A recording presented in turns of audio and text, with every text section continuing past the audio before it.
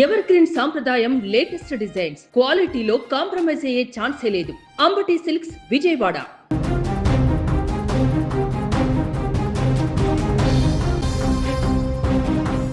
ప్రకృతి కన్నెర చేసింది. ఉత్తరప్రదేశ్ను అకాల వర్షాలు, ఊహించని గాలి దుమారం అతలాకుతలం చేశాయి. ఒక్కసారిగా మారిన వాతావరణం, ఉరుములు మెరుపులతో కూడిన వానలు వందలాది కుటుంబాల్లో చీకట్లు నింపాయి. ఇప్పటి వరకు అందిన అధికారిక సమాచారం ప్రకారం వాతావరణ బీభత్సానికి రాష్ట్ర వ్యాప్తంగా ఏకంగా 111 మంది అమాయకులు ప్రాణాలు కోల్పోయారు. బుధవారం రాత్రి సంభవించిన ఈ ప్రకృతి ప్రళయం యూపీలోని పలు జిల్లాలను శ్మశాన సదృశ్యంగా మార్చేసింది.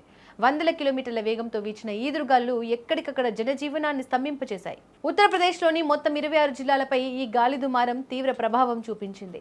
అకాల వర్షాలు, పిడుగుపాట్ల కారణంగా జరిగిన ఘోర ప్రమాదాల్లో 111 మంది మరణించగా మరో 72 మంది తీవ్రంగా గాయపడ్డారు. గాయపడిన వారందరినీ స్థానిక ఆసుపత్రులకు తరలించి చికిత్స అందిస్తున్నారు. క్షతగాత్రుల్లో కొందరి పరిస్థితి విషమంగా ఉన్నట్లు సమాచారం అందుతోంది. కేవలం మనుషులే కాకుండా ఈ విపత్తులో 190 మూగజీవాలు కూడా మరణించడం అక్కడి పరిస్థితి తీవ్రతకు అద్దం పడుతోంది. ఈదురు గాలుల ధాటికి వందలాది భారీ వృక్షాలు, విద్యుత్ స్తంభాలు నేలకూలాయి. ప్రధాన రహదారులపై చెట్లు పడిపోవడంతో రవాణా వ్యవస్థ పూర్తిగా స్తంభించిపోయింది. అనేక ప్రాంతాల్లో విద్యుత్ సరఫరా నిలిచిపోయింది. చీకట్లోనే ప్రజలు బిక్కుబిక్కుమంటూ గడుపుతున్నారు.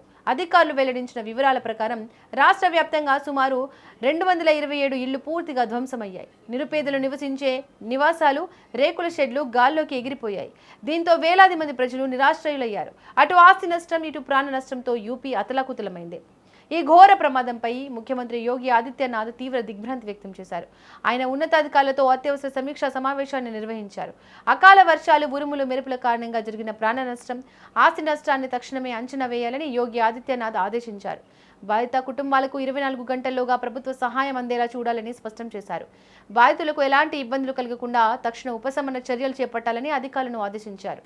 ప్రస్తుతం క్షేత్రస్థాయిలో సహాయక చర్యలు ముమ్మరంగా సాగుతున్నాయి. విపత్తు నిర్వహణ బృందాలు, స్థానిక పోలీసులు రంగంలోకి దిగారు. రహదారులపై కూలిన చెట్లను, విద్యుత్ స్తంభాలను తొలగించి రవాణాను పునరుద్ధరించే పనుల్లో నిమగ్నమయ్యారు. జిల్లా అధికారులతో లక్నోలోని ఉన్నతాధికారులు నిరంతరం సమన్వయం చేసుకుంటూ పరిస్థితిని పర్యవేక్షిస్తున్నారు.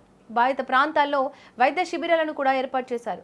నిరాశ్రయులైన వారికి పునరావాస కేంద్రాలను ఏర్పాటు చేసి ఆహారం, తాగునీరు అందిస్తున్నారు.